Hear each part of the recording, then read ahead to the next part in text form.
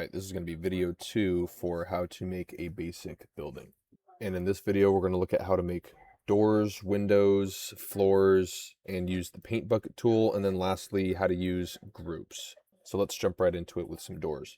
So I'm going to zoom in right into the front face, and I'm going to grab my rectangle tool, which is R on the keyboard. And like we did a little earlier, we're going to find that center, that midpoint. And if we start dragging up and to the right, I want to make a 4 foot by 10 foot door. So I'm going to type in 4 foot, comma, 10 foot, enter. So now we have a door. Notice that it's not on center because we technically used this midpoint and we dragged up and to the right. So what we're going to do is copy that door using the move tool. So if you click the space bar to escape, and if you double click on that door, again, make sure to check out the instructor. It'll show you what double clicking does versus single clicking versus triple clicking. Go ahead and double click on that door so it selects the face and the edges around it. Now if you grab your move tool, which is M on your keyboard, click on the bottom right corner. Notice that you can move it around. Click Control to copy it, and then click right on the bottom left corner of that door. So now we have a centered double door. And for now, I'm going to go ahead and erase that center line. And then what we're going to do is push pull using the P tool. Push pull that door away, and it will actually create an opening. So go ahead and do the same thing on the back wall. Grab a rectangle, move up and to the right, say 4 foot, comma, 10 foot. Double click, move, control, copy, erase, push. So after making your exterior doors, go ahead and make some interior doors as well. What I usually do is I use my tape measure tool, which again is T. I grab a line and I make like a 1 foot offset or 6-inch offset off of the wall. And I draw another, I'm going to do another 4 foot by 10 foot door, and then push pull that away. And then again, I can copy this door frame. So I'll grab those 3 items there. If I grab this corner down here, click once, and click Control to copy it. And if I click the exact same corner on the next wall over, it will copy it to the exact same spot. So I'm going to erase that line there. I'm going to come over to this side, use the tape measure tool, do a little 1 foot offset for our second restroom. And then I'm going to go ahead and grab this entire face, grab that bottom right hand corner so that we could snap it to the bottom right hand corner in this other room. I'm going to erase that. I'm going to use my push pull tool to extrude those faces away and double click on the second one to copy this same function. So now add the other interior doors.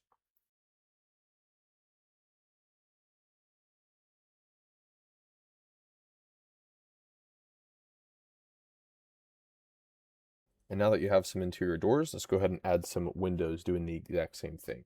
For windows, I like to keep all of the headers, all of the tops of the doors and the windows at the same general location. So what I'll do is grab my tape tool. You can double click if you just want to make a dotted line that's even with the top of that door. If you want to be consistent, you can grab a reference line off the side of the door, and I'm going to do a little 6 foot offset. And then same thing over on this side, a 6 foot offset. Now we have some corners we can work with. So if we snap our rectangle tool to that corner, we go ahead and drag down and to the right, a 14 foot by 6 foot window. There we go. And now it's just similar to what I've done before. I can use my move tool after I select it, grab this corner, copy, paste it to this corner right here. And before I extrude those away, I'm going to grab this face, hold Control, grab this face, and then click here. Hold Control again with my move tool selected. And now I'm just going to copy those windows to that back wall. And again, you can use the push-pull tool you want to make sure it snaps to that back face right there. Use my push-pull tool to create an actual opening. So you can go ahead and erase those lines, those reference lines, and now do the exact same thing. Add windows and doors wherever you want for the rest of this building.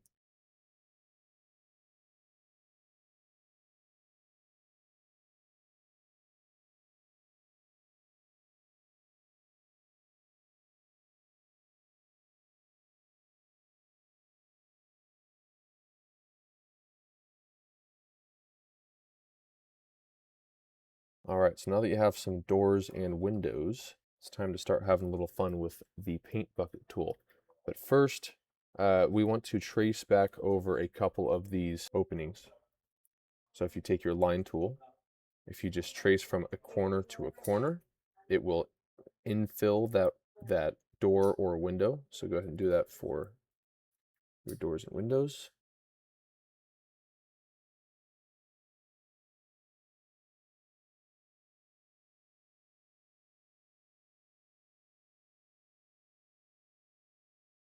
All right, now you should have a surface on every one of your doors and windows. So if you go to your toolbar, now you have the paint tool, which is known as B because it looks like a bucket. And click that. And then a panel on the right-hand side should open up with all different types of materials that you can use. The default are the normal colors, which are great, but there are also different types of textures. Typically for the ground, I'll use concrete or tile or carpet. For windows, I will use the glass and mirrors. For wall colors, I'll just use standard colors. And for doors, I'll probably use metal, glass, or wood. So I'm just going to start with the exterior. So if I grab what I like to use is brick, I like this red brick right here. Go ahead and click on it. And now this paint bucket tool, wherever you click, it will paint that entire face the color that you have selected or the texture that you have selected. All right, now I want to color in some of my windows.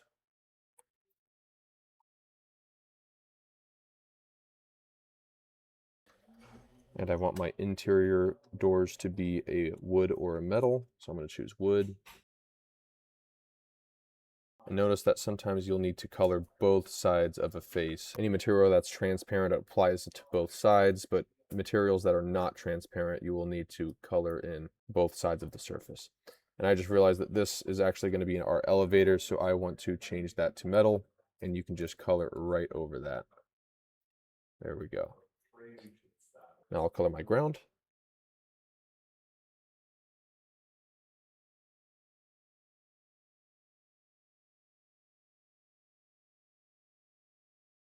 And you can color your walls if you want, but I like to leave them white. And one trick of the paint bucket tool is if you ever want to copy a material that you've already placed and you don't want to search for it over in the palette over here, you can activate your paint bucket tool and you can click Alt on your keyboard and it should pull out this little pen and it will select the color that you select on your screen. So now I have brick selected. If I click Alt again and I select glass, it will select that glass. So now everything I use with the paint bucket tool will become that color that I have selected.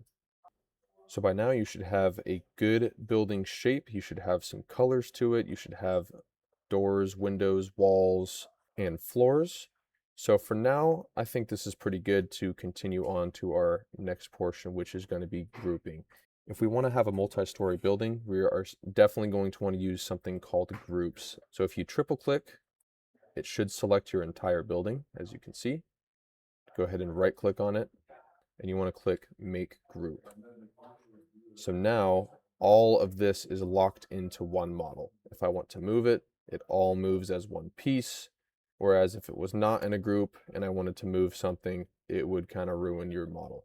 So a group just kind of combines everything into one item. And the way that you could enter it or go back into it to edit whatever content is inside it, you can either double click on it like so, and you can double click or single click out of it to exit, or you can right click on it and click edit group. There you go. And it grays out everything else. As you can see, our guy standing right here, it has been grayed out because now we have activated this group. Everything else is no longer activated. And if you wanted to exit, you can say close group too. And the last thing to know about groups is that you can select it, right click, and explode it if you want to no longer make it a group. So now that our first floor is in one group, we can go ahead and copy it up so that we can make a couple stories. So I'm going to use my move tool, which is M, grab that bottom left-hand corner, click Control, and move your mouse up until you get to the top corner in the same spot. And now we have two stories. Before you click anywhere else, if you type ×2 as an X2 on your keyboard, it will make two stories. If you do the same thing and click times 4, it'll make 4 stories, times 20, it'll make 20 stories. But before we want to get too crazy with that, we want to fix our second story. We do not want a door coming out of our second story for obvious reasons. So let's go ahead and copy it up to our second story. And now we want to enter this group and we want to get rid of this door. And the easiest way that we can go about doing that is by grabbing this face here, dragging it until you can't anymore, and clicking once again, and it should eliminate that door. And one thing that I want to do as well is add another window right in the middle. So I'm going to select all 4 sides. I'm going to hover my mouse over that midpoint with the move tool selected. Click once, click Control, and then I'm going to tap my left arrow. That'll keep it locked in this red direction, and I'm going to find the midpoint of this full wall here. And then I'm going to go ahead and extrude that away. And then we can do the same thing with the paint bucket tool that we did earlier. And I'm going to copy the exact same method on this other side. And then, as we've done before, go ahead and trace over any one of these surface lines. Use the bucket tool. If you don't have your windows already selected, click Alt, grab one of your existing windows, and then click there. I'm going to do the same thing over on this side. So there you have it. Now you have a second story. I'm actually going to fix a little something. I want to make the width of the window to match the door beneath. So I'm going to click back into this group by double clicking. Use my push pull tool. I'm going to grab this face, and then I am going to hover over that door edge and click so that it will line up with that door edge. Now all I have to do on this wall, since I know everything is centered, is double click. And then I'm going to flip over to this side and do the exact same thing. Double click and double click. We can do the same thing that we did earlier. Click the top group that we have, use the move tool, grab the bottom corner, click Control, move up, click Control again, and now you can click X. I'm just going to do X5. So now we have consistent floors going all the way up the building. And of course, if you want to edit anything on a floor, all you have to do is double click into that group, double click out to exit. And then real quickly, I'm going to add a roof. So without entering into any of these groups, I'm going to trace around using my rectangle. I'm going to grab this corner. I'm going to grab the opposite corner. And then I'm going to grab this corner to this corner so that we can delete this square out of the picture. So I'm going to delete that. And then I can use my push-pull tool. I'm going to go up about a foot. So now we have a roof, and roofs look a lot better and are more reasonable if they have a little parapet wall around the exterior. So we can use our offset tool to do a perhaps 1 foot offset, which is again F on your keyboard. And then I'm gonna extrude that parapet wall up by 4 feet, enter. So now we have a nice looking roof with a parapet wall. So I'm gonna triple click it, make it a group, and now I want to triple click it again. This bucket will now apply to everything that is selected. And I'm gonna color over this brick here. I want to make that more of like a concrete, so I'm change the color of just the flooring there. And now we have what looks to be a pretty decent office or just general purpose type of building.